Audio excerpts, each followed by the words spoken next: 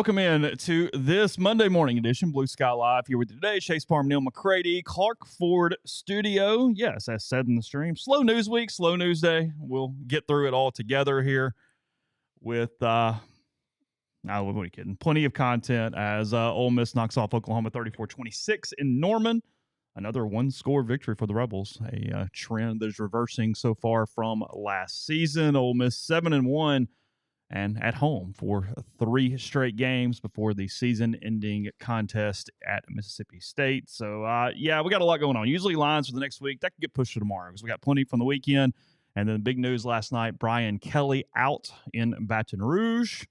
I talked to Matt Moscone a little bit. I watched a good bit of his show, trying to do just quick version of trying to catch up. So we'll go through that best we can here this morning as well. Florida people still in panics and all that stuff. So plenty of stuff going on to talk about here today with you. Also, basketball yesterday. Sorry. I even forgot that. Ole Miss played St. Mary's in an exhibition that did not count. They lost 68-53. They cut it to 51-49 after a big early deficit and then only scored 4 points the rest of the way. So multiple content items up on that. We also were in attendance for women's basketball as well. Peyton handled that, and that is up as Ole Miss rolled over Southern Arkansas in a women's exhibition yesterday. Her photos were really good. She did a good job. No, she was fantastic. Yeah, our internship stuff brought to you by the firm. We'll get to them in a little bit, but she did. She shot men's basketball yesterday and then wrote women's basketball. So I really appreciate her time yesterday. As she did an excellent job. So we will. I was too tired last night to. I wanted to dial into Moscone a little bit. But I was just, the fatigue had hit me. I woke up at 3:10 or so in Norman on Sunday morning and was on the road by 3:40. Got to the pavilion, got home, wrote, did 10 thoughts, and then fatigue had set in by 8:30. And when the LSU stuff happened, I was like, if I allow myself to do this, I'm going to hate myself. And so I went to bed. Yeah, so a couple things on that. I'll do it real quick. First, BlueSky locations all over the state of Mississippi, up and down I-55. They're out north Mississippi as well. Sweet Daddy stops all over the state. They hook you up with lunch specials, $5.69, couple sides bread, any size fountain drinks. Also, you get catering options, including in the Grove this weekend if you need it. They got brisket, pulled pork, size desserts. They wrap it up, have it ready to go, and make it easy for you. Sweet Daddies and BlueSky. And again, we're coming to you from the Clark Ford Studio. We are Clark Ford's in Amory, Mississippi, 662-257-1900. Call that number. Ask for our buddy Corey Clark. Tell Corey what Ford product you're interested in, what you're looking for. He'll send you a quote within 15 minutes in business hours. It's right to the bottom line. There's no hassle. There's no haggle. You get your quote. The rest is completely up to you. You can shop that quote around. You can do what I've done, what I recommend that you do, and that's hop into a Clark Ford today, 662-257-1900. Guest join on the Campbell Clinic hotline. From fractures and sports injuries to complex spine and limb conditions, the pediatric orthopedic physicians at Campbell Clinic Oxford are the only specialized pediatric orthopedic team in North Mississippi, providing expert care for growing bodies. Visit CampbellClinicOxford.com to schedule an appointment or call 901-759-3111. So there's tons to get to. I'm going to get there in a second, including what you just mentioned. I want to talk about that a little bit. But I'm going to read this and forget about it. And by tomorrow, while you're doing this, I'm going to run and get my water. I forgot. Will completely be forgotten about. But I put it on the board this morning. And look, there's going to be an appeal. We'll see when money changes hands to what comes from it. But from a precedent-setting standpoint, I think this is a critical thing that happened over the weekend. An Orangeburg, South Carolina jury has awarded former South Carolina State former football student athlete Robert Geathers $18 million after it found that the NCAA was aware of the risk of repeated concussions but failed to warn Geathers, who played for the Bulldogs from 77 to 81. Again, not recent, 77 to 81, and now struggles with severe memory loss and can't hold a job, make a meal, or dress himself. The state's Ted Clifford reports that Geathers was diagnosed with dementia in 2017 at the age of 59. They said they did not sue South Carolina State because they felt the NCAA was ultimately responsible for Geathers' suffering. Quote, the NCAA had information from these experts. They didn't provide that information to the schools. Once the judgment is entered, the NCAA will have 30 days to file motion to appeal. Again, just quick thing there that I feel like and I know nothing about most case law, but the NCAA probably has a bit of a case on appeal. But if not, that is precedent setting right there. And you go ahead and, as somebody said on the board, open the floodgates, because other people will be attacking that situation. So, yeah. All right.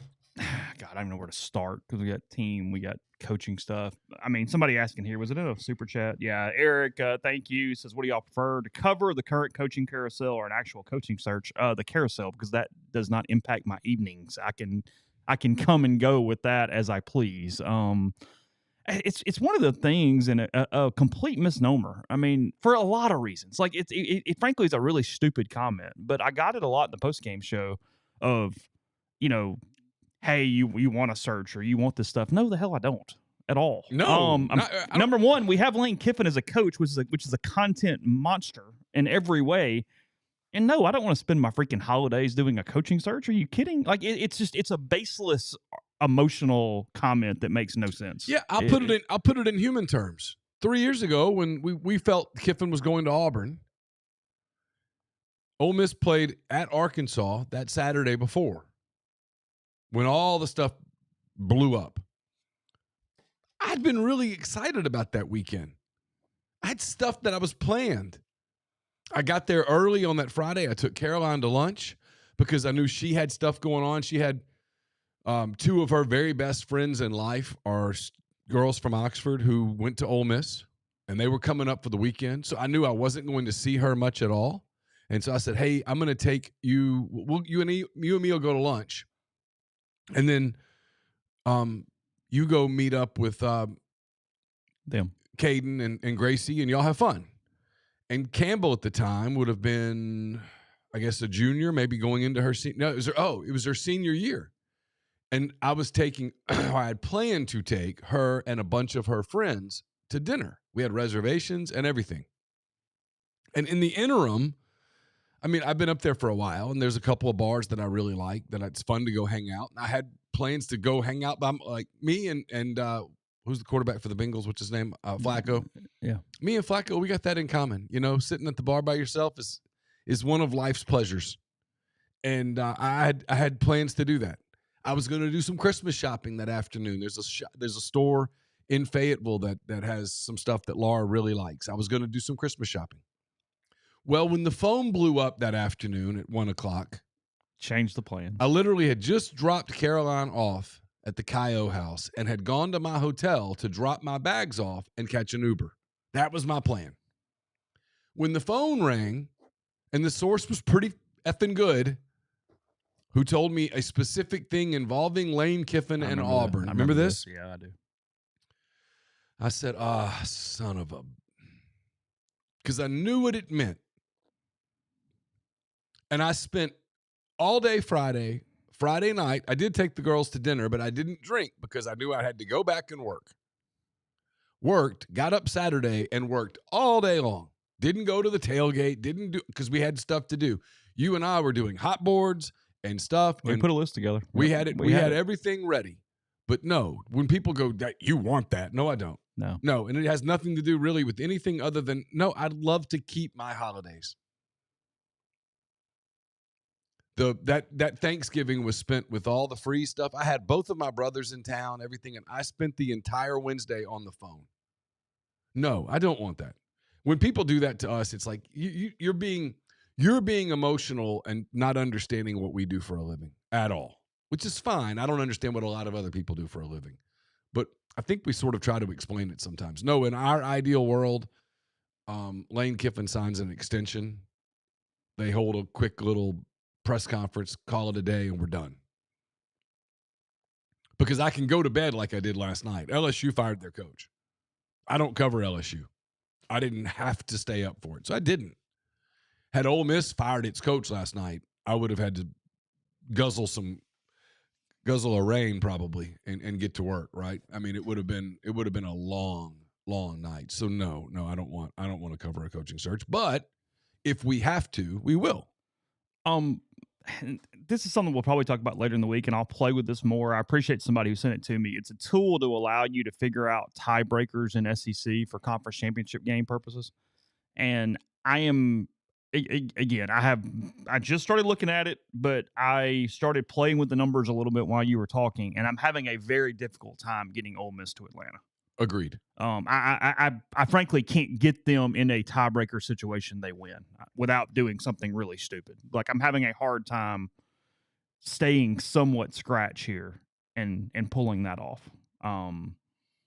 I have Texas A&M losing to Texas on the final week of the year, just simply to give them a loss to get them back in this tiebreaker. Okay. Have Alabama losing to LSU, which seems incredibly far-fetched right now, but I have that in here to try to get them into another loss situation. In a world where they lose a game. Yeah, I've just got them with a loss somewhere, and that was. I mean, I can move it to Oklahoma, but same difference. I guess that's my point. Yep. So in a world where you have a 4 or 5, I can get Ole Miss to 3, but I have a really hard time getting Ole Miss to 2. I can get Ole Miss to 3 pretty easily, and frankly, they end up 4 pretty easily. So, just throwing that out there. Again, that's not a problem for today, but as I'm playing with it, because I was asked that it could have been on Saturday, and I don't know. Look, I mean, Ole Miss, it's the one thing we'll say is we kind of put a bow on Saturday. Monumental win. Talked about it a ton during the MPW Digital Post-Game Show presented by Realtree. By the way, we're giving away the South Carolina helmet this weekend, the Realtree helmet that they are wearing for the South Carolina game. It can be signed or not signed by Lane. It's up to you, whoever wins, but we'll have that contest this weekend. Yeah, monumental in every way. We talked about it on Saturday night. I wrote about it a little bit in the snap count analysis this morning. 2 things happened that I thought were the most impressive for Ole Miss. One was Trinidad Chambliss recovering from a really bad third quarter. He missed 6 or 7 throws. Oklahoma takes the lead. It gets kind of hairy there for a minute. Ole Miss completely on its heels. It got really loud in that stadium. That stadium went from being kind of quiet to really loud into the third quarter. Like, you were like, oh, this is why this place is kind of special. It was loud. Jim, yeah, that probably would do it. I just don't think Texas is going to beat Georgia, so I did not put that into my calculation. I could probably move that and tell you that's a yes, but I just have a hard time buying that one right now. Why would Ole Miss win the tiebreaker over Alabama? I don't really want to do a lot of this. I'm just curious. Well, let me just change it real quick. When does Texas play Georgia? I'm looking. Does Texas play Georgia? Yeah, they do, I guess. Yeah, I think. I don't know. Here. Yeah, give me a date. Georgia plays Texas November 15th in Athens. Oh, you're right. Okay, my bad. Yep. No. Under that scenario, Alabama above Ole Miss, Texas, and A&M based off conference opponent win percentage. And A&M, they end up beating Ole Miss in a tiebreaker for 2, but it's really complicated. Above Ole Miss based off conference opponent win percentage of 3.438. I don't know. Again, it's laying out all these different scenarios. But you want a hot take? Sure. It's not that even hot. It's like lukewarm. I think Ole Miss's best scenario was 11-1 and not going to Atlanta. Because you think they have a shot at the 4 and you're guaranteed the 5. I think so. Yeah, because again, remember, it's not the 4 conference champions getting the deals this time. It's just 4 teams. I just put the link, by the way, in the chat if you guys want to play with it. Feel free. If you can find a way to make it work, tell me. I did not pay it that much attention to it. No, 100%. I mean, look, best case scenario for Ole Miss, it's an obvious win, but it's 11-1. And look, it's on the racket. You got the Citadel. That's 8. South Carolina is going to be one flat football team, you would think, emotionally, after everything they gave in Alabama, or to Alabama and Columbia on Saturday, because they had that one and lost. Yep. They're, 1-5 in the league? Is that what you showed me yesterday? Yes, like they're 3-5 overall, 1-5 in the league. They still have to play Ole Miss and... Why can't I remember shit? You're trying to keep up with 16 teams. Ole Miss, and they have to go to College Station. Ooh. So they're staring 1-7 in the face. Florida has fired its football coach. Yeah, they play in Jacksonville this weekend against Georgia with Billy Gonzalez. Maybe they rally around him. Maybe they quit on him. I don't know. We'll find out together. I mean, you can guess either one, and it's like, okay, cool. And then a Mississippi State team that has lost, 16 or 17 straight SEC games. And by God, I feel for those guys because they just don't know how to win. Like, they just don't know how to win. And I have to tell you this, I'm going to give somebody a compliment that I never compliment. Who? See, what Brandon Walker did in Starkville for that, that's not media that I consume. I don't get it, but I'm old and I get that. But if I were to consume media that's, hey, I'm going to be a clown and be funny and ha-ha, he does it really, really well. I'll be frank. Before the Barstool thing, he just kind of annoyed me, and I kind of was like completely dismissive, and it frustrated me. I think he has grown into a really good niche at Barstool. I think he does a fantastic job for what he is asked to do. Yes. For what he is asked to do. And I think he is really, really good. I'm not going to finish that sentence because it's just not worth finishing, but he does a really good job of that. I find myself sort of not really gravitating to his content. I don't go search it out, but when it's in my algorithm, I'm not as fast to flip it. Let's put it that way. I do. I think he did a good job. And it was like the perfect manna for content because – I mean, Texas catches the pass 2 feet in front of him there to win the game and the whole deal. Oh, I cracked up. I thought it was funny. He does a good job. Knows college football. It's been real. I mean, you can hate him, but he knows college football. No, he watches tons of it and gets it. He's not just consumed with one program, and he doesn't try to make it all about him. Mm-hmm. He does well. Yeah. But no, look, State is still losing football games, and that's what's in front of you. That is what is in front of you for 11-1. No worse than the 5. Not a world where it's worse than the 5. I don't know. Someone just says in the stream they could fall to 6. They could be the 6. And I could see that. I mean, if you do the math. Because if you finish third in the SEC, that's 2 ahead of you. Indiana and Ohio State is 2 more ahead of you. Right. And then you'd have to fall below Miami. Yeah. And I don't think they would, but if you told me they did. And they said, well, they're a champion. They won the ACC. Well, there's still losses to be had. Here's the only cold water I'm going to throw in. I believe I'm right when I say this at this point. 10-2 means you lose one of the games you just mentioned. That's what it means.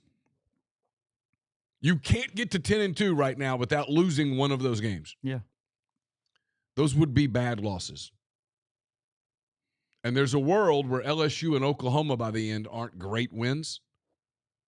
And I think, would be coin tossy, but you would absolutely be at the mercy of the committee.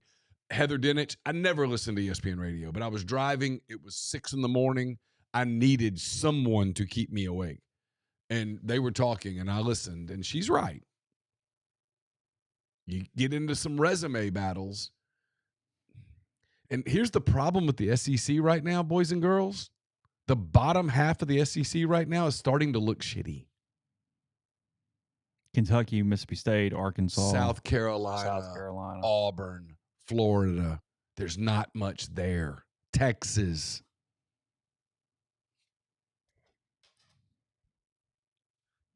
I mean, there's a world where Ole Miss ends up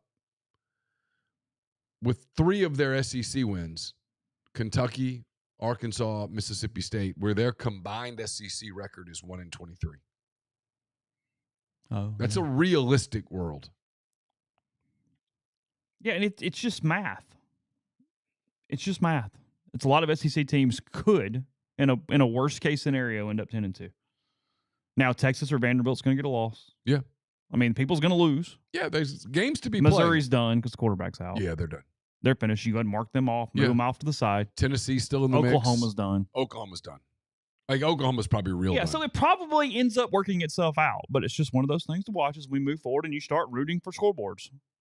You root for you to go 11-1 and none of this crap to matter, and you're set up in a wonderful situation. Again, Heather Dinich's point was not about Ole Miss or Vanderbilt specifically. Her point was, what do you do if you're the committee? And she agrees with me, by the way, that we're doing way too much based on last year. That's 1 year. It's a 1-year sample size. It's a sample size that, frankly, just doesn't count. She said, what happens if the Big 12 has 3 11-1 teams? What happens if you have multiple 11 and what happens if Virginia gets to 11-1? Does 11-1 Virginia get in over 10-2 Vanderbilt? I mean, there's where you get into the problems. Is the ACC sucks, and yet you could have a situation where you have multiple 11-1 teams. And what you don't know is what the committee will do. Now, I was listening to. I think they put in that schedule strength thing to avoid this mess. I was listening. I think it was Peter Burns. It may have been Dari Nokwa. I don't know. It was an SEC specific kind of comment, and he said when the SEC agreed to go to 9 games next year, which was wildly unpopular with coaches. Like, you can't describe how wildly unpopular it was. That was Sankey had assurances that no, strength of schedule is going to matter. Like, a lot. But her point, and it's valid, right? And she wasn't saying I'm right. She was saying, what if? Which is a fair thought exercise. What if you have 3 11-1 Big 12s, 3 11-1 ACCs? Are you punishing championship game losers? You didn't last year. If we're going to do the last year thing, that's her point. What happens if Washington ends up with 10-2? Are they in? I mean, that was her point. Was there's some what ifs out there that if you're Ole Miss, if you're Vanderbilt, you'd really love to take the decision. And the committee simply can't survive letting all those teams in. Right. Like, they just can't. But her point's a good one. I mean, if you're Ole Miss, you're much better off today just taking control of it yourself and going 11-1 and at worst hosting a playoff game in Oxford than you are losing a bad game and handing it to the and hoping you're the 10 or 11. And handing it to the committee and going, hey, SEC, we're in the SEC. That's her point. I think she wasn't saying she's right. I'm not saying I'm right. That's where people, you have a thought exercise and people go, you said. No, I'm simply saying you would be putting it in the committee's hands. And I think you'd feel better, you'd sleep better without putting it in the committee's hands. Oh, God. That's my point. But people are so emotional these days, my God, that you say anything and they say, you said this, and you're an idiot, and it's like, no, it's not what I said at all. But are you better off at 11-1? Yes. Because 10-2, it could get weird. That's her point, and she's right. And when you say it could get weird, you're not saying they won't make it. You're saying it might be rough. Yeah. And then if you got in, would you rather be the 11 or the 6? Oh, no. Look, it's 3 incredibly critical games for Ole Miss and for Lane Kiffin. Games that you should win, games you lost last year, but you've showed a lot of mettle this year. Yeah. This is a team that plays better in close games, frankly, than last year. Yeah. They don't freak the hell out. That's why I said what I said a minute ago, is that recovery with Chambliss when everything was going downhill. I didn't finish the thought. And then in the fourth quarter, he comes back. He completes 6 of 7, including the 2 40-pluses to Winston Watkins. They steady. They get the huge sudden change on the turnover, hit the big play. Now Lane went into shut it down mode to get the field goal and go up 8 at that point, but whatever, it's fine. Yeah. And then the other thing they did, and look, South Carolina didn't do it last week. Outside of that 65-yard run, they did a really nice job, not just limiting Oklahoma's run game in the bad weather, but getting Oklahoma out of the run game in the bad weather. Oklahoma got pass heavy as hell when you look at the advanced stats, and that was a win for Ole Miss. I thought defensively in that front 7, taking the run game away from Oklahoma was just incredibly huge after what happened to them last week. Because Oklahoma can't, they're not incapable completely. Sure. And they did an excellent job with that. So a couple things there as we move forward. Back in a second. First, NE Spark, the fastest, most reliable fiber internet option available. Whether you're streaming the Rebels or connecting with family and friends, they offer both residential and business packages with speeds up to 2 gigabits.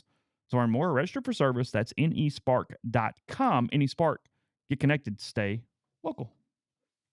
We're brought to you by Comer Heating and Air, Southern Air Conditioning and Heating. It's starting to cool off a little bit outside. Colder weather, almost certainly right around the corner. If you haven't had your heater checked since you shut it down for the last time back in the spring, now'd be a good time to do that. You have plenty of time, so get in touch with the friends at Comer and Southern. If you're in Oxford, Batesville, Tupelo, those areas, call Comer 662-801-1777. If you're in Hernando, South Haven, Memphis, those areas, call Southern 662-429-4429. Oxford locals, Ole Miss families, if you need dry cleaning or laundry done right, Lapel's Dry Cleaning has you covered. Proudly serving the Oxford community since 2016, Lapel's takes care of everything from suits and formal dresses to comforters and everyday laundry. Even better, they have free pickup and delivery to make life easier. Just call 662-638-3149 to be added to their pickup and delivery route, or visit them at 3010 Old Taylor Road, right across from the Mark Condominiums. Mention Rebels 24/7 or MPW Digital for 50% off your first order. Trust Lapels to keep you looking your best. Presented by ENT Physicians of North Mississippi as the largest private ENT practice in the state. Their goal is simple: delivering fast, expert, comprehensive care for patients of all ages with ENT, allergy, sinus, dizziness, balance, and voice-related needs. With same-day or next-day appointments with ENT urgent care for that annoying cough or sore throat, in-office CT scans, and same-day allergy testing, full range of services from hearing aids and custom hearing protection to potential surgical options, ENT Physicians of North Mississippi are committed to removing barriers to care. They now have new locations in New Albany and Starkville, in addition to Tupelo, Corinth, and more. Get more details at entnorthmississippi.com or call 662-844-6513. My 10 weekend thoughts are up at Rebels 24/7. They're brought to you by Andrew Seago. Seago Wealth Management. Are you retiring soon? How long should you wait to take Social Security? What accounts should you pull from first? Are you already retired? Should you consider Roth conversions? These are just some of the questions that can only be answered with a personalized retirement income plan. Andrew Seago, Seago Wealth Management, specializes in helping folks just like you come up with their retirement game plan, whether you meet at his office in Collierville or prefer Zoom from anywhere. Schedule a free discovery meeting. See what he can do for you. It's rebelsretire.com. Podcast is brought to you by the Jackson Graber Group with GMFS Mortgage. John Graber in Oxford, local trusted mortgage lender right here in town. Help all home buyers with first home, new construction, refinance. Graduated from Oxford High, Ole Miss alum, local in-house processing, underwriting, servicing, construction. Don't worry about people outside the area. They know your market, the local market, and how to help you. So if you're buying a home or refinancing or just have questions, check out gmfsmortgage.com/JGG or give them a call, 662-762-4502. All right, so we'll get into it.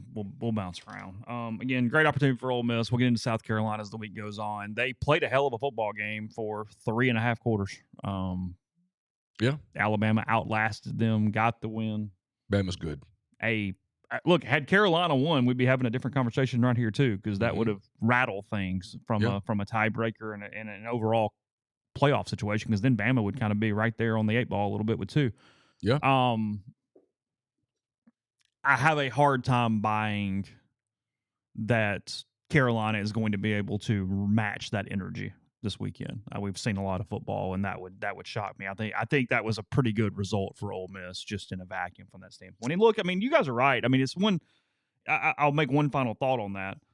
Yeah, every league is bad at the bottom. I mean, it just is. Like, the ACC sucks at the bottom. The Big Ten sucks at the bottom. Mm-hmm. It actually doesn't get talked about enough how bad it is at the bottom. Yeah. The SEC is scary because you have that 1 or 2 players typically on these teams that could impact and disrupt games where you go, God, like, yeah. I mean, as I said, you still got to deal with Dylan Stewart or somebody where it's like, hey, Lenore Sellers. Good. I mean, yeah, he can be really good. He's like a top 10 pick in the draft at the end of the day. I wouldn't want him running my franchise. Number 5 for Oklahoma, stud. Oh, yeah. Hell of a football player. He was. He is. Yes. Yeah, I went ahead and marked Missouri off because that kid was pretty good. He played well considering the circumstances, but the odds of them going and winning in Texas A&M or against Texas A&M are not high. So I'm going ahead and marking that bad boy off. A&M looks like the real deal. So, I mean, we do a lot of A&M jokes, and they're usually deserved. But right now, they look like the real deal. There's still a month to go, and I guess it could all fall apart. But they show no signs of a team that's about to have a fade. No. And look, you're down 4 in Baton Rouge and played a weird first half. I mean, that it can get you. Ole Miss has seen it, and they instead just they onslaughted them with 21 points quickly out of the break right there. So, okay. LSU fires Brian Kelly. It's been trending this way for a couple weeks, slowly, just sort of mounting and building and mounting and building. The governor comes out and says you can't raise ticket prices the way it's going. it's like, and I mean, Neal can speak to this much better than I can, but it's the perfect Louisiana story right now because you have an AD who was fairly on top of the world a couple years ago. Talk about the fall for Scott Woodward and what has happened to him in Baton Rouge, to where I'm not even sure he's overly involved in this damn thing right now. The governor is more involved in the coaching search than the athletics director. Scott Woodward, as of Monday morning. Scott Woodward gave the big Jimbo Fisher contract at A&M. He did. That they're still eating. He gave the Brian Kelly contract at LSU that they will eat. I love the people that are like, Brian Kelly. Brian Kelly's laughing all the way to the bank, boys and girls. He is going to get, if they don't end up mitigating in some way, he is going to make $800,000 a month for however long that takes to pay $54 million. Sign me up. Yeah, it's not a lump thing. That's one thing Moscona did say last night was it's $800,000 a month if they don't come to some sort of where he reduction. Takes a lump sum. Yeah, a reduction. But he's going to be fine. Pay me my $800 a month. Oh, I mean, just I'm good. And that's what, people go, why would he give up anything? Well, I mean, if instead of getting $800 a month, you say, okay, instead of 54, I'll take 40, but Can I be a buzzkill for a minute? I want it now. Sure. Can we take a step back and realize how stupid this is? Of course. Idiotic. I mean, I heard T-Bob talking about it on a show a couple, like maybe last night as this went down. I'm like, my God. Yeah, it's done. Like I heard from multiple people last night in administrative circles around a couple different schools, and they were like, "What are we doing?" Like when you take a step back and go, "Okay, it's not, hey, how do we fix this or how do we do this? It's you're gone and we're going to pay you $54 million to leave, and we're going to make all these decisions in the middle of October, as opposed to never before like this. It's brand new, and it's emotion and it's pressure and it's all these different things." That just, it's kind of boggling my mind a little bit right now when I think about it. Because, look, LSU's having a bad year relative to their circumstances. There's no doubt. They came into the year top 5 in the country or whatever the hell they were. Yeah. They've lost 3 games. They've lost 3 games to top 10 teams, 2 of which were on the road. Yeah. And that is costing you $54 million. Again, I'm not saying it's going to be more than 50. Look, Brian Kelly was a horrific fit in Baton Rouge. He never should have been hired from a fit standpoint. But they were all about Brian Kelly when they got him. They bought into it and all that stuff, and now he's out because he lost 3 games against top 10 teams. This is why I hate the spring and summer sometimes when we do all the football W's and L's and who's on the hot seat. I understand why we do it. If I ever come across like I don't really want to be doing it, it's because I don't. And here's why. In the spring, a loss to A&M at home is like, it sucks. In the fall, you actually have to lose the game. Not only that, but you have to lose the game, and you have to lose the game in a way at LSU, if you're an LSU fan, where Texas A&M out-physicals you at the line of scrimmage the whole night. And you go, we fired Timmy Moffitt, and he went over there, and now he's doing this to us? This guy that would have stayed at LSU forever, and we fired him in the rain and sent him to Texas A&M, and now they're here with his players kicking our ass? Mm-hmm. Totally different emotion. And I told you this the other day. I was driving to Norman, and LSU is one of the jobs that it's a complicated job. I'm a Louisiana guy. I know a lot of people there, and I can tell you this. When LSU is rolling, I think it's the best job in the country, period. Better than Texas, better than Ohio State, better than Notre Dame, anything. It's the only show in town, lots of players, lots of money, culture, it's a party. TV people want to put you at night. You get night games. They get night games because TV people want them at night. You can not like that. You can think it's not fair, and that's cool, and I kind of agree with you. But it doesn't change the reality that the TV people who pay the freight want LSU at night. So you get night games. There's a lot going for you. Great tradition, cool stadium, in a city that's attractive to lots of different kinds of kids. You have a lot going for you. And when it's rolling, it's awesome for a coach. But when it's not rolling, it's as poisonous / venomous / whatever word you want to use, caustic, acidic as any job in the country. So it's got to be fit. Fit matters there, and he did not fit. It And avalanches in both directions. when you don't fit, it's okay if you win. Because in a lot of ways, Saban didn't fit. But when he won, they went, to hell with it. Do what you got to do, dude. But when you don't fit and you don't win, it's nasty. And that's where they are today. Now, I want to dive into something Moscona said. Okay. Because I think this is being misinterpreted. He said, talking about Lane Kiffin, he wasn't sure that LSU could afford Lane Kiffin. And some people have gotten into that way. I'm confused because Kiffin's buyout at Ole Miss is small, and it is. Yeah, Matt didn't know that at the time. And he didn't know. Matt, real quick, just the one setup. Yeah. Matt claimed on the show last night that Kiffin's buyout, he believed, he said, I'm not 100%. Yeah. But he believed Kiffin's buyout. And when I say buyout, I mean if he chooses to leave for another job. Buyout gets confusing too because the numbers aren't the same. The buyout, if you fired Lane Kiffin, is enormous. It is like 80% of his salary times 6 years. Yes. I mean, it is, again, pointless conversation. Right. But whatever. It's huge. Yeah. The buyout for Lane to leave, however, is relatively small. It is not prohibitive, is the way that I have been told that multiple times, where it's simply to help buy out another coach that you want or help pay off people or do things along those lines. I would guess that it's no more than $5 million. I'm with you. And if you made me guess, 3 to 4, I would guess it's in the 3-point-something range. I could be wrong. I don't know. Matt was operating under the assumption that Kiffin's buyout to leave was $36 million, and that is just not correct. So anything from there has to be taken with that lens that he was operating off poor information in that moment that he admitted. But yes. So here's where I come with Kiffin and LSU, because it's going to come up. Literally just heard from a friend who was one of the first people to tell me that Kelly was in real trouble last week, who said he believes that same person says that it's Kiffin's job to turn down. I don't know. I don't cover LSU. Here's where I think Kiffin and LSU, they have two major problems. One is that Lane's not going to go to LSU without getting paid, right? He's going to get paid anywhere, big time. I don't know that LSU's ready to go top 3 in the country on a coaching salary right now after you're paying Brian Kelly what they're paying them. Because if it's $800, let's say it's $800 a month and they don't mitigate it. 800 times 12 is 96. You're talking about $9.6 million that you're paying a head coach. So let's say you pay the new coach 12. Let me do my ULM math here. That's $21.6 million a year for just your head coach. Not your staff, not your coordinators, head coach. It's a lot of money. My guess is that LSU goes a different route. And then here's the part that the national media is just not getting.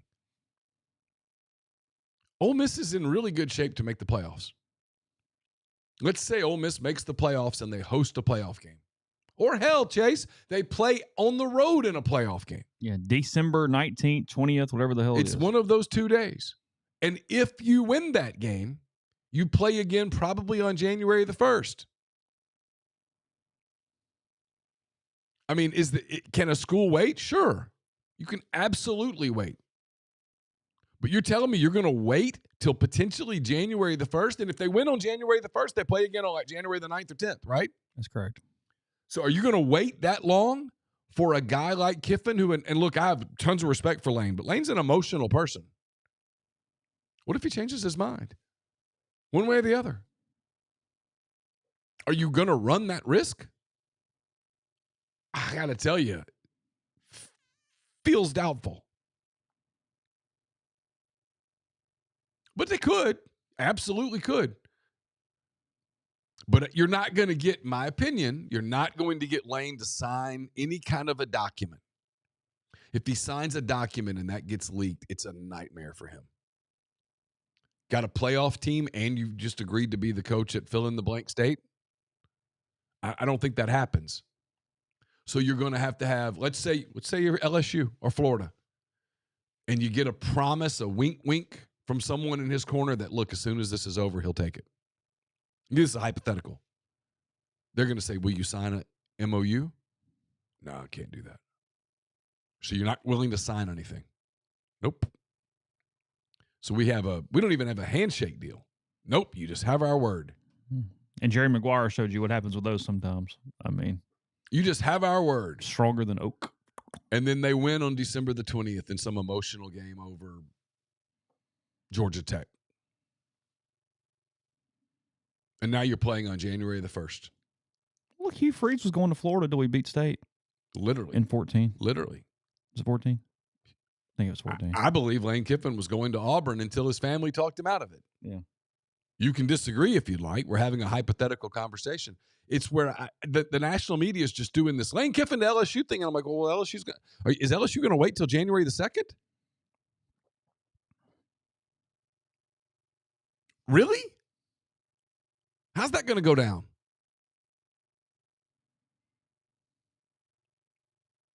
How does that work? You sign your recruiting class in December. The portal opens January 2nd. The tampering portal is It's open. on fire right now.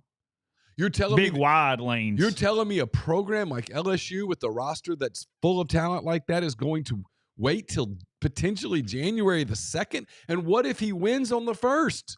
You're telling me that Lane Kiffin can't win one game on January 1st? If you go 11-1, your road to the freaking semis is like Navy or Memphis and Texas Tech.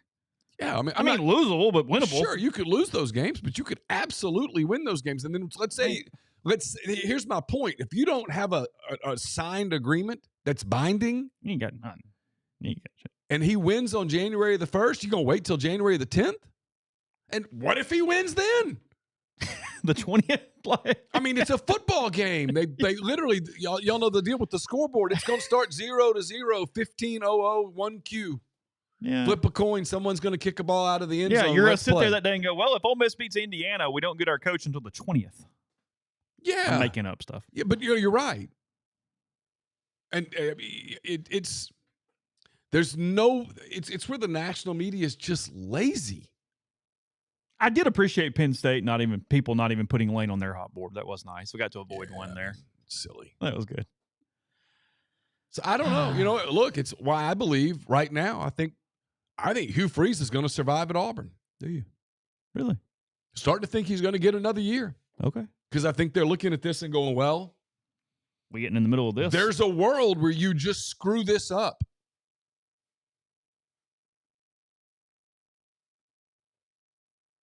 Waiting on coaches, you wait on coaches, you wait on coaches.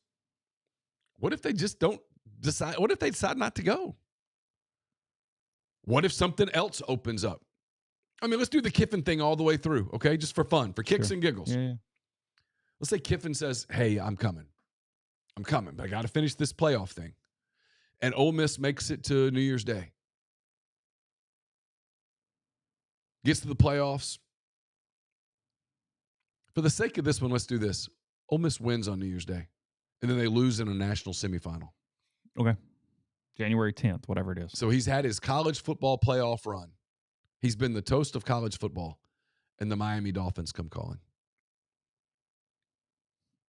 Hey, how about this? You don't have to do this portal thing anymore. You don't have to worry about it anymore. Come here, we'll give you 12, 13 million. You can come to Miami and you can scratch your NFL itch. If he has one. I don't know if he does or not. In Miami. Here you go. I mean, that could happen. Stuff like that happens. It's where it's why I believe LSU is going to go hire a more affordable coach and get rolling. They're going to find somebody who fits. Look, they're obsessed today with Joe Brady. If you're Joe Brady, aren't you you're potentially an NFL head coach in 2-3 years? Why are you taking the LSU job? Because, my God, he was there when it was awesome. I get it. You know he remembers it. And he goes, what if I could do that? You know what I'm saying? I mean, all these coaches believe that they can do it. That's the thing that's not just specific to Lane Kiffin. They all believe they are the guy that's going to do the thing. And by the way, the semifinals are Fiesta Bowl on January the 8th and the Peach Bowl on January the 9th. Yeah, you going to wait till January the 9th? You're going to wait till January the 9th? And if they win, they play again on the 19th. Come on. In Miami. Just not happening. It's why I said last weekend that I believed it at the time that the Oklahoma game was potentially the most consequential game that Ole Miss would play. Correct. And I still believe it. people are, oh, you're setting up a loss. No, I'm just telling you what I think. And because they won, and now 11-1, and the 5 or 6 seed is absolutely on the racket, I think it makes it harder to hire Lane Kiffin away.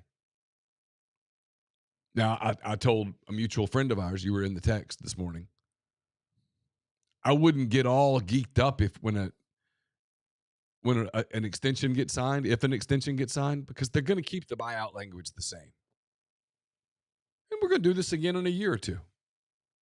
That's just part of it. When you have a coveted coach, it's part of it. And the media does this because why? Lane Kiffin gets clicks. He gets clicks, man. You have slowly decreased your Venn diagram. Yeah. Actually, maybe not even slowly. You have decreased your Venn diagram. Yeah. But, well, I mean, it's like, look, I like him, but Andy knew what he was doing the other day. He played every side against the other, and he gets the Ole Miss people all up in arms because he was jinxing you with the, hey, Sharpie them in. They're in the playoff. It's done. And then he gets the Florida people all up in arms because he goes, well, I mean, if they're in the playoff, there's no reason to leave Oxford. And again, Andy wrong? No, not really. But he knew what he was doing. It was farming. I don't blame him. Yeah, I know. It's not a negative. No, he works for a site that's click-based. I mean, we do too. We're just not very good at somebody says, why would Ole Miss not enforce a big leaving buyout? Because he wouldn't sign it. Because he's not going to sign it. Yeah, I'm not talking to you, Big Ben. I'm just talking in general. It's one thing on the message board, too. I get, hey, Keith, get after it. It's like, it takes two people. I mean, Keith would sign it right now. I mean. But that wouldn't be binding. Keith would love Lane Kiffin to send a contract back to him right now signed. Yeah, of course. I mean, Ole Miss can't force him at gunpoint. Well, they shouldn't. It would be problematic. The Lafayette County Sheriff's Department would get involved, and then you'd get a little mess. It just...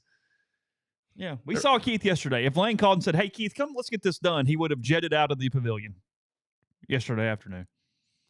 Well, as fast as he could go on a recovering Achilles. But That's correct. Yes. Whatever his version of jetting. Keith's moving very well for someone who just tore his Achilles. I think I would still be curled I do think he's moving better than we would move under similar circumstances. I would still be curled up in a bed. But no, I mean, yeah, he would go sign it. But Keith can't make Lane sign a contract. No. I mean, he can't. I mean, he's not going to go fight him. Lane has a contract that he can sign whenever he would like to sign. 100%. That is the truth. And in the meantime, Ole Miss gives him everything they can do to. Yeah. And the fact that Lane's not signing it, I don't take that as a sign of, oh my God, he's leaving. And no, every other coach doesn't sign that, Ben. There are a few that did, but no, they are not. Not everybody's signing that. And Lane has the leverage, like it or don't. I mean, it is what it is. It just... Why would you sign a contract that... And even the ones that sign it have a ton of schools or entities that mitigate or change that language too. Yeah. So if they go to this school, this school, this school, this school, and this school, it's not that number. I mean, why would you... If you're again, there's a difference between a fired buyout and a leaving buyout. Those are not the same things. It is what it is. We probably should change the words, but yes, that is. Yeah, if Ole Miss decides one day that, hey, he loses a game to Kentucky or something and they're emotional and decide to fire him on Sunday afternoon, they owe him $50-something million or whatever the case may be in that world. But we're not there. He's not going to give away his career leverage. And frankly, someone that wins like he does shouldn't. Yeah. Because what if the coaching salaries escalate again? Yeah. What if instead of the top paying guy making 14 makes 20? Why would you lock in at 14 when you're like, well, shit, if he's going to make 20, I'm going to make 20? It wasn't that long ago when it was a big deal when Freeze went to 4. Yeah. Yeah. We're way past that. We are. I mean, if an SEC program paid a football coach $4 million, you'd say, what the hell are you doing? What are y'all doing? Yeah. All right, mentioned top of the show. Really appreciate Peyton's work yesterday, and that's partly because of the firm. They are a proud Liberty Mutual and Safeco insurance agency partner, so you should take a look at them if your home and auto insurance rates are going up. It's founded by Ole Miss alum Brian Hayden. They service the entire Southeastern Conference footprint. Let their team of licensed professionals review your insurance needs and put together coverages that protect you and your family without breaking the bank. Schedule a consultation by calling 662-236-1101 or emailing staff@thefirmsouth.com. That's 662-236-1101. Email staff@thefirmsouth.com. Arnett's Fine Jewelry is a fourth-generation jeweler. They're located in the old Lamons building on North Lamar Avenue in Oxford. Listen, if you're coming up this weekend, you got the first of 3 straight home games. Got basketball getting rolling. Got the holidays. If you got jewelry on your holiday list, stop by Arnett's. Tell them that you heard about them here on MPW Digital. They can provide everything you're looking for in jewelry. They want to be your jeweler. That's a hard word to say. Jeweler. Don't you think? Jeweler. Jeweler. Yeah, privilege is what I can't spell, and there's some other ones I can't say, but I'm okay with that one. All right. It's a powder game this weekend. Ole Miss, South Carolina. That's what I was told. Scott at College Corner said it's a powder game. They've got lots. It's going to be chilly, I think. I think the temperatures are going to be down in the 40s Saturday night. Oh, really? I think so. Okay. So you want to get that hoodie, quarter zip. You want that going on. They've got plenty of those at the College Corner. They also have the fancy new Realtree the new pattern gear in. Yeah, the new patterns in. So if you want to wear something that sort of matches the helmet, you can do that too. Just stop at the College Corner. It's right there across the street from the secret Chick-fil-A in the Oxford Commons. It's next to Nothing Bundt Cake. Nothing Bundt Cake. Yes. Yeah, that's a creative name. You like that? Nothing Bundt Cake. Yeah. You like Bundt Cake? I like Nothing Bundt Cakes. Yeah, I do. Okay. I like theirs. I don't know. I've had a ton of Bundt Cakes outside of theirs, but sure. Yeah. Okay. It's good to know. CollegeCornerStore.com as well. So check in with them. We're brought to you by Kaiser Flooring. You can kick up the cozy. Go ahead. Sorry. I laughed at that. Oh, shit. Kick up the cozy in your home as it starts to get cooler. New floors from Kaiser Flooring, certified installers. They're proud to offer a wide range of options, including heated tile. Yeah, low 40 this weekend. Heated tile would feel good on 40-degree nights. In fact, did you know they even build showers? They offer a lifetime warranty against leaking. Wherever you stand in your home, stand confidently thanks to the specialist at Kaiser Flooring.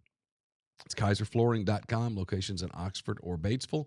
Hey, it's the final week to register your participant for youth basketball with the Oxford Park Commission. The final day of registration is Sunday, November the 2nd. Basketball is open for both boys and girls, ages 7 to 15. League play begins January 5th. It runs through February the 19th. Games are played in both indoor centers on Monday, Tuesdays, and Thursdays. No more than 2 games in a week for teams. Sign up through your OPC website account or visit them in person at both centers Friday from 8 a.m. to 5 p.m. to register in person. Podcast brought to you by New Albany Pharmacy and Solutions, 140 Fairfield Drive in New Albany. Contact them 662-539-7777.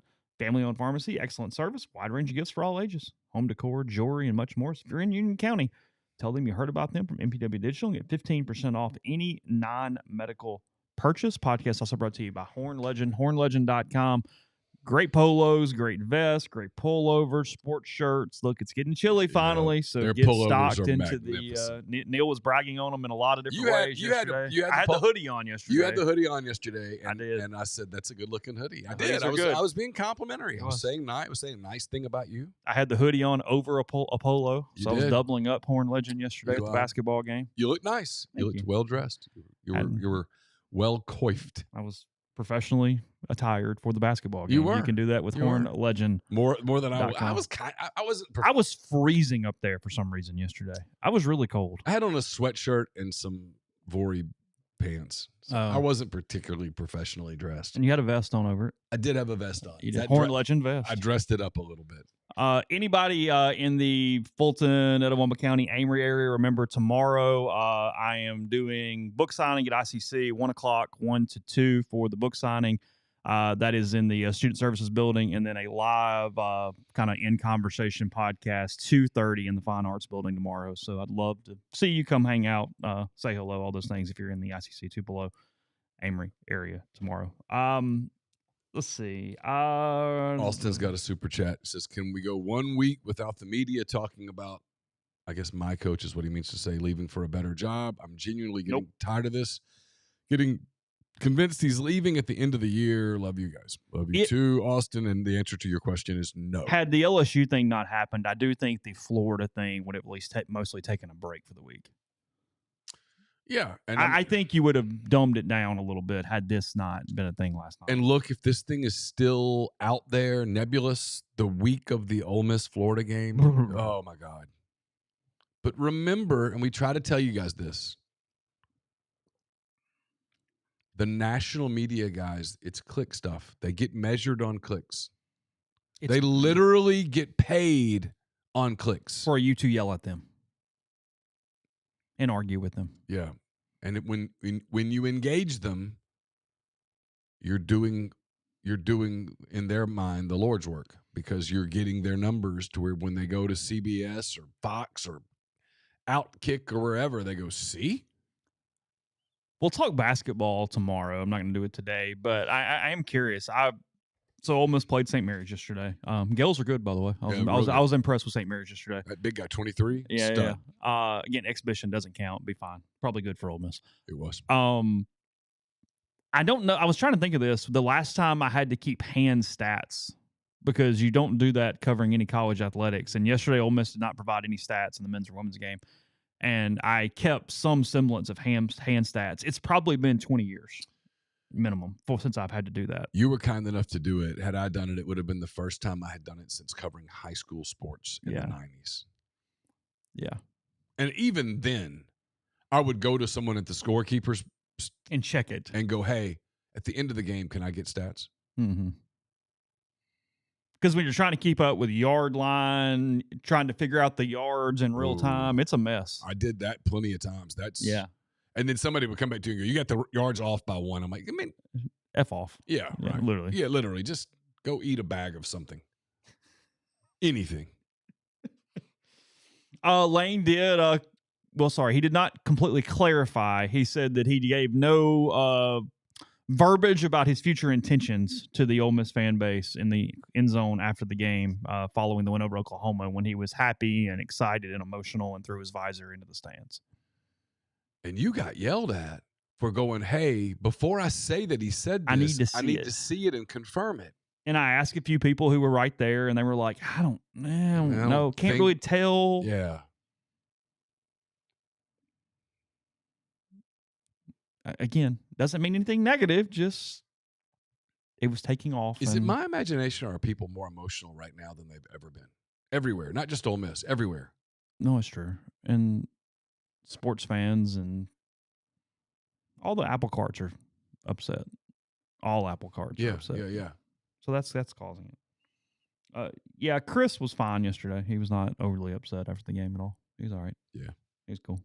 I don't think he enjoyed dealing with it. But I wrote a column. I mean, the win over Houston doesn't count as a win. The loss to St. Mary's doesn't count as a loss. They're 0-0 going into the opener, not 1-1. 0-0. I mean, they learned things from both of those games.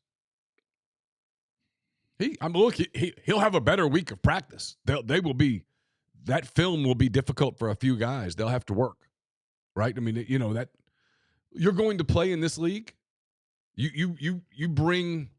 On nights when you shoot 1 for 14 from 3, you're going to have to create offense in other ways. And that night happened yesterday. They went 1 for 14 from 3. They had some good looks that didn't go in.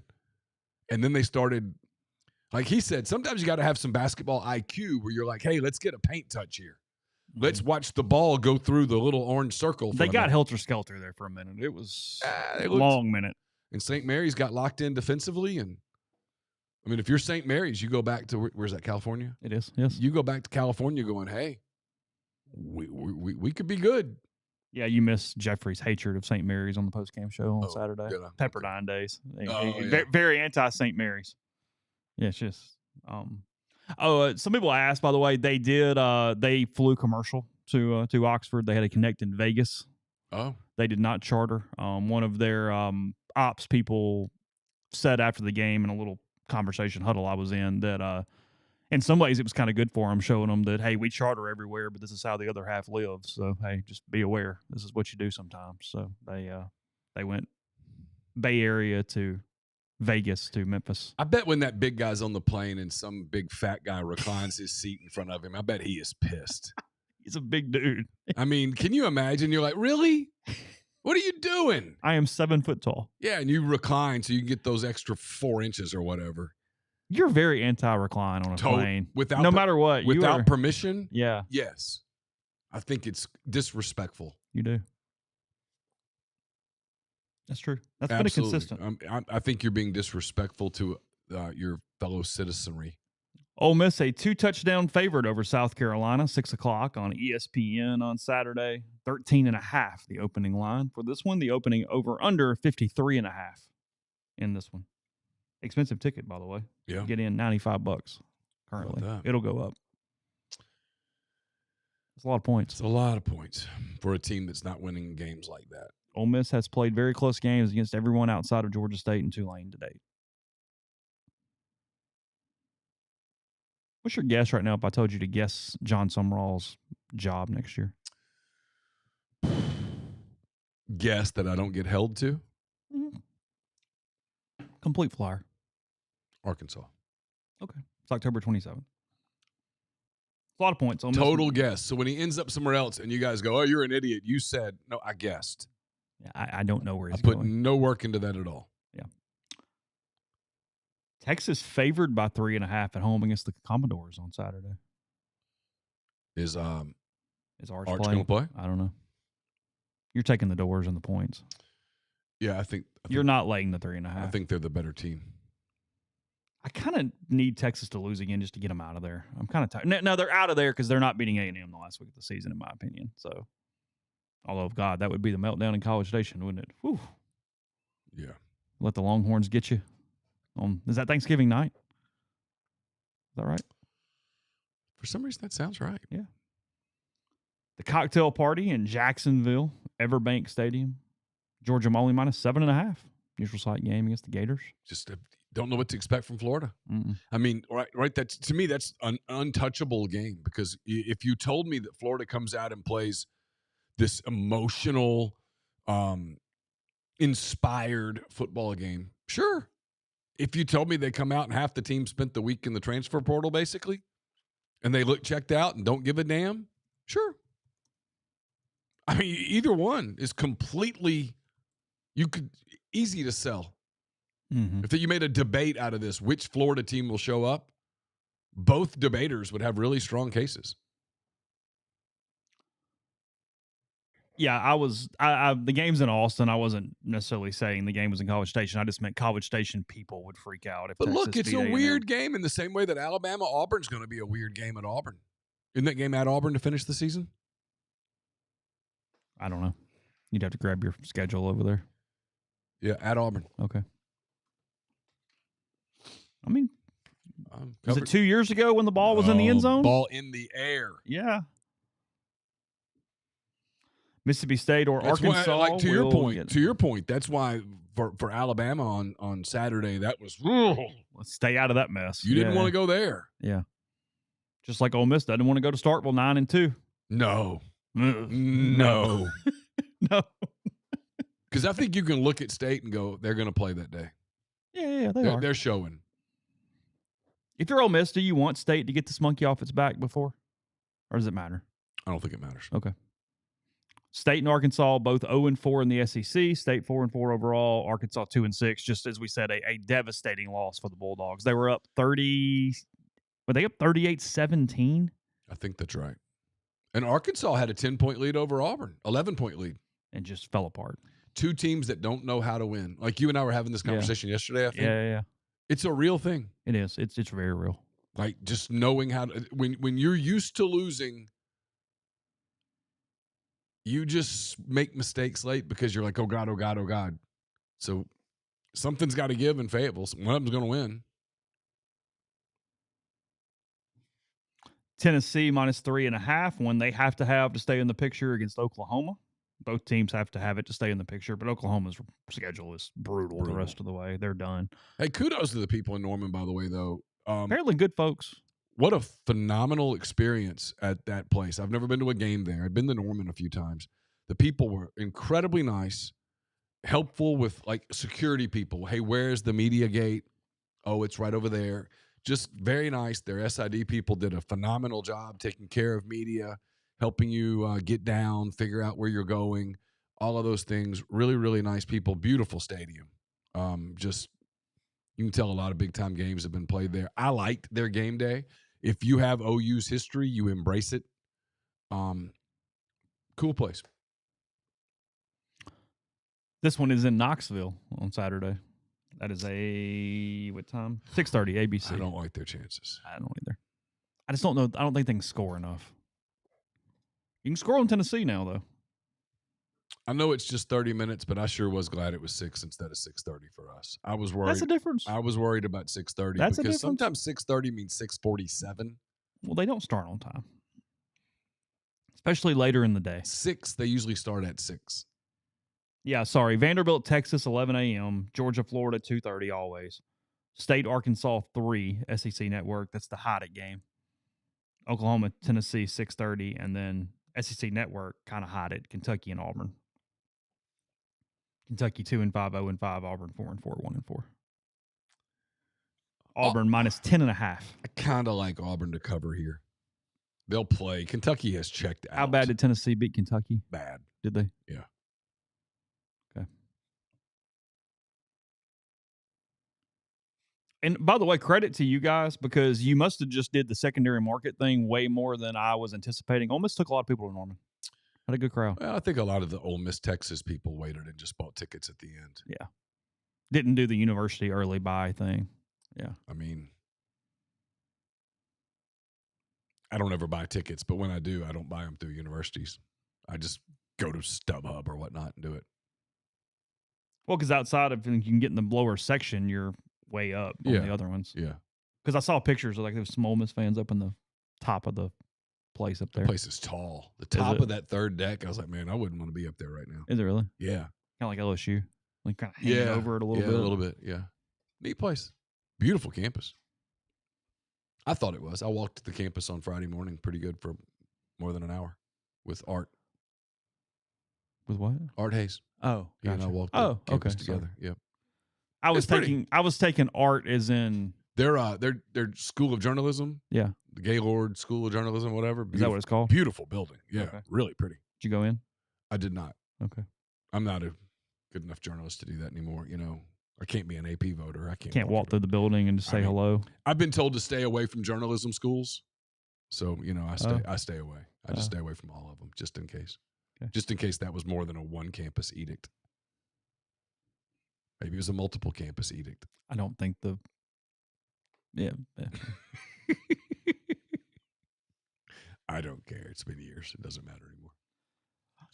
Hated to see Cam Scattaboo yesterday suffering a devastating leg injury, out for a while there with New York. They fell to the Eagles 38-20, maybe 38-20, something like that yesterday.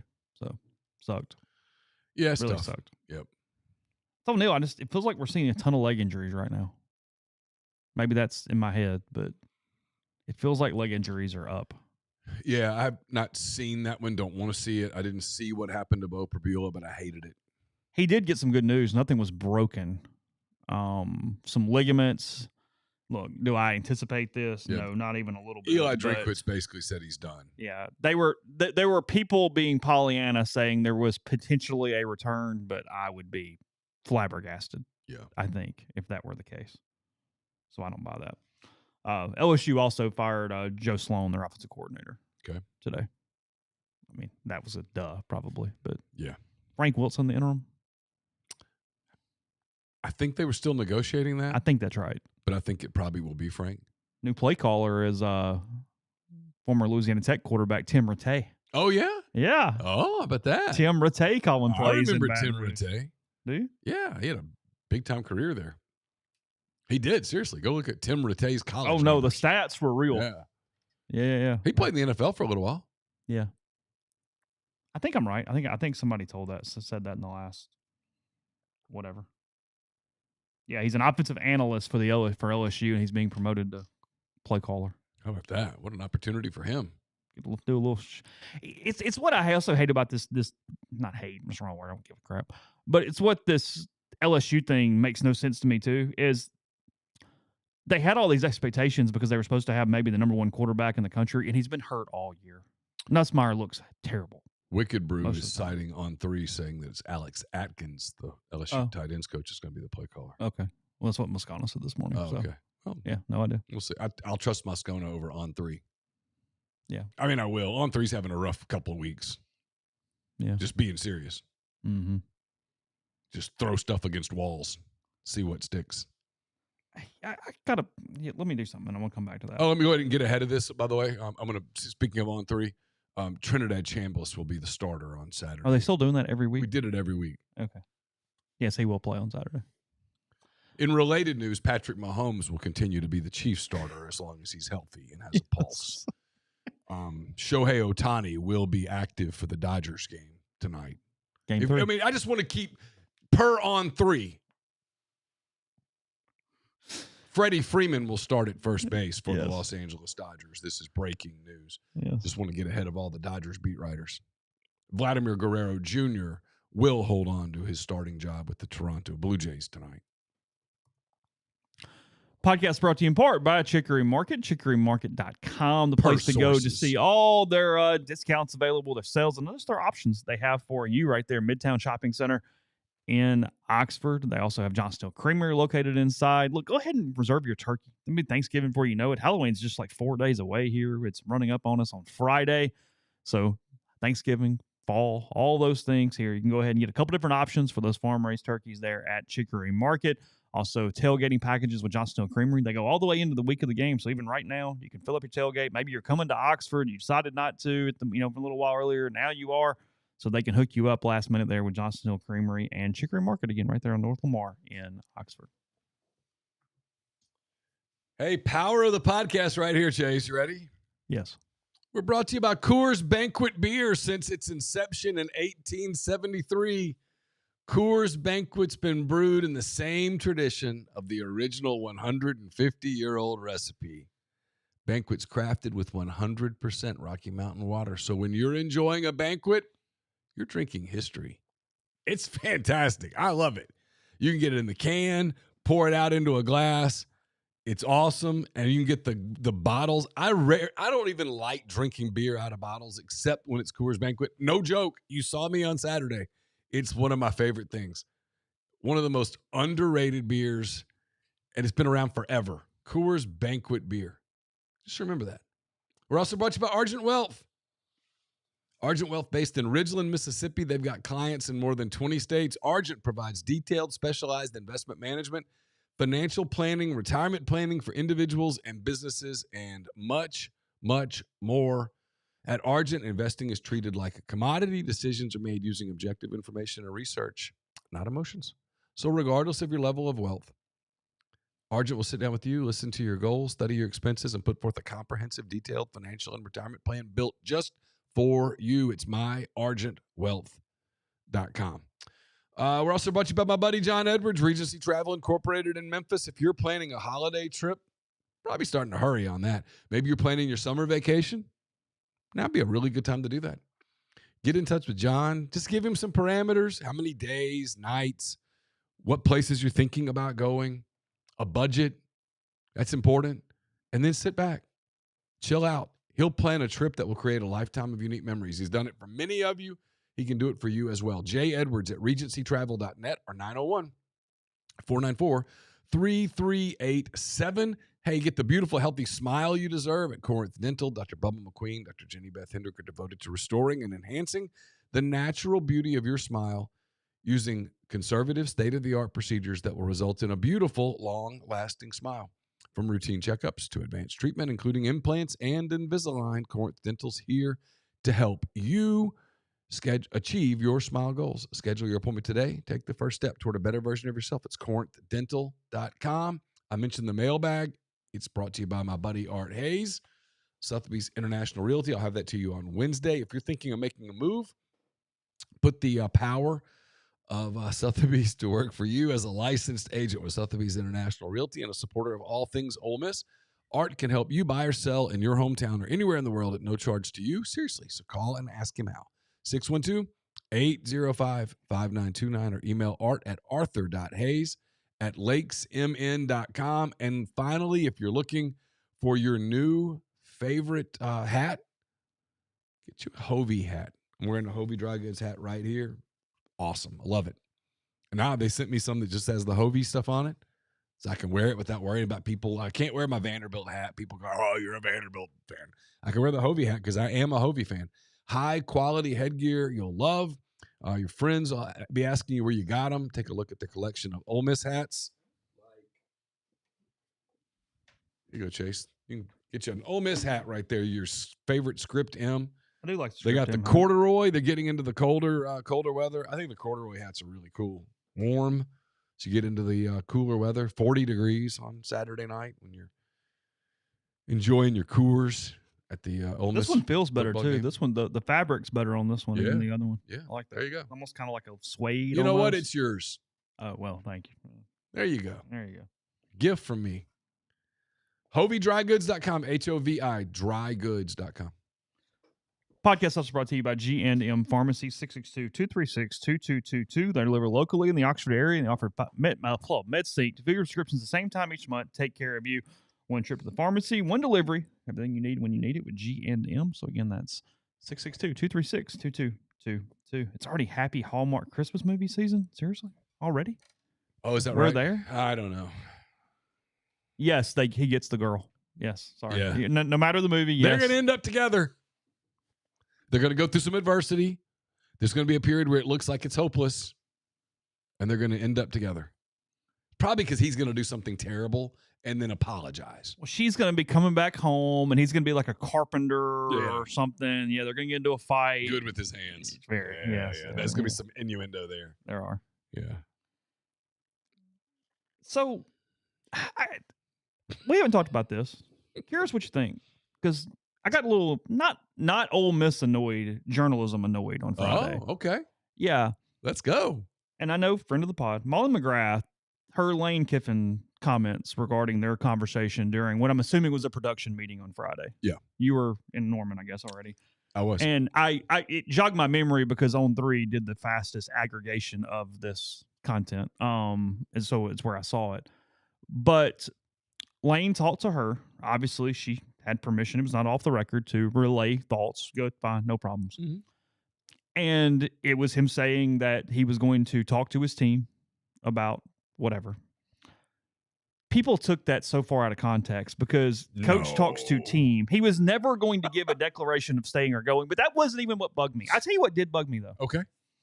Is she then relayed in the same quote segment, if you will. Molly McGrath. Molly McGrath. The same, and I don't know her, no clue. Y'all do. The same situation that last year when they were in Gainesville, he mentioned to her how special of a place it was that she had his first date with Layla there and all this jazz. Okay.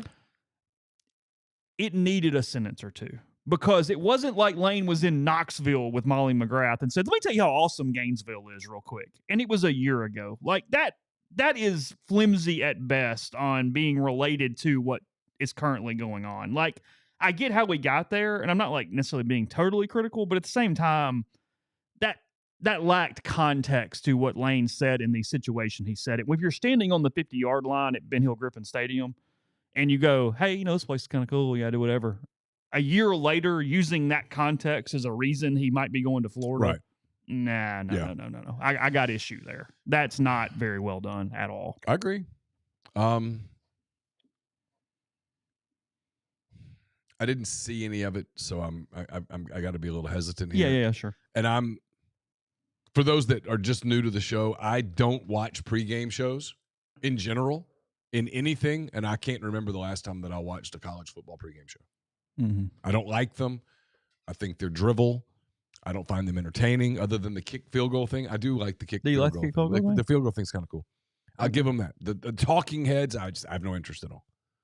Yeah, you listen to ESPN Radio all the way yesterday. back. I was so tired, man. 7 a.m. Well, you sent me a text like, hey, call when you're around, and I was expecting you to say, hey, I'm an hour out of Norman or something, and you're like, no, I'm past Little Rock. I was like, God, what time did you leave? Yeah, I needed someone to talk to me. I tried different things, and I was like, let me listen to. ESPN was doing kind of that round table. I heard some DK's call of the Trace Bruckler touchdown, for example. I was hearing stuff like that. It was like different, and I found that was waking me up a little bit. And anyway, I say all that to say this. you have to sort of understand how that media is built. They have to keep stories going as opposed to closing them down. The prospect of Lane being a candidate at Florida is a storyline that you can eat up 10 minutes of a talk show with getting, all right, Des, give me your thoughts. What about you, Herbie? I mean, it's a topic. And in fairness, Lane's not exactly shutting it down. Been consistent. I don't talk about these things during the season. My problem with the whole, hey, Ole Miss had a team meeting. I did this on Saturday. I think I pissed some people off, but yeah, football teams have a gazillion team meetings. I mean, if every time the team has a team meeting, we go, dun, dun, da-da, we're going to be doing that all year. I mean, they meet all the time. They met on Sunday. So at some point during the meeting, he goes, "Hey, let's focus in here, okay? Ignore we're here." All right. Yeah, and then he was asked about it on Saturday, and he was like, "Well, what we really talked about was overcoming adversity. Hey, there's going to be some adversity today. You know, maybe we have a lead and the lead gets away from us, and we've got to bounce back." He was still talking about the Georgia game after beating Oklahoma. Mm-hmm. So it resonated with him, right? That's what it was about. It wasn't about, hey, guys. He talked about outside noise. So if you told me that he sort of subtly referred to that, sure. Yeah, sure. But no declaration. And this is my thing, most of the media that's doing this knows better. You've covered this long enough to know that there aren't many kids on football teams that have personal relationships with the head coach. They have personal relationships with position coaches, staffers, strength coaches, analysts. But there aren't many guys on the team that are sitting down with Lane during the week going, "Hey, coach, are you staying? I mean, I need to know." And in this era, who cares? If your coach leaves and you want to go with him, you can. If your coach leaves and you're like, "Well, that's it, I'm going to go shop around," you can. If you hate the coach and he leaves, you can go, "I'm staying now." Whatever you can literally, January the 2nd, every person in college football is a free agent. If the coach leaves, 30 days immediately. But, I mean, yeah, right. Yeah. I don't know why that's so hard, but nobody talks about that. And then they insist on doing this. Well, that's fertile recruiting territory. Are you watching this guy? Yeah. The whole damn team's portal. He's learned how to work the portal. Yeah, Lane was not speaking in code last night that the high school recruiting not getting a ton of players meant he was leaving. He was just talking. No, he was just talking. I asked him about, hey, what is it about Winnie Watkins that and he said, well, it wasn't a seat. If anything, he was saying, well, look, this wasn't some recruiting coup on our part. We got an impact player, and he talked about how he kind of has Elijah Moore's mindset, et cetera. I asked him about Trace Bruckler because I heard the ESPN radio with Trace Bruckler, who we couldn't get on Saturday, but ESPN radio could. And he was talking about how, hey, one of the things he embraced at Ole Miss was special teams because he knows that he's putting on film something that might help him play at the next level. And I asked Lane about that. But so you don't what irritates me is that so many people in media now are ignoring the fact, and it's a fact, that if Lane leaves for Florida or LSU or the Miami Dolphins or ULM, everybody's free agent one way or the other. Yeah. Literally the whole sport is a prospective free agent on January the 2nd, as absurd as that is. So it's the whole, oh my God, the coach might leave. What will that mean? I mean, nothing really. It really means nothing. Last thing. Did you put up Christmas stuff yesterday? All right, look. We can tease it for tomorrow. It's fine. I was just curious. You're breaking out shaming me. No, I asked a question. You introduced it to the public. Let me tell you. Fair enough. It's more than fair. It's more than fair. I came home yesterday. I'd been gone since Thursday. Mm-hmm. And my wife, Laura, you know Laura, she has bought a tree. She was concerned. This uses under the auspices of this is what she was concerned that she would not like the lights on the tree. Oh, okay.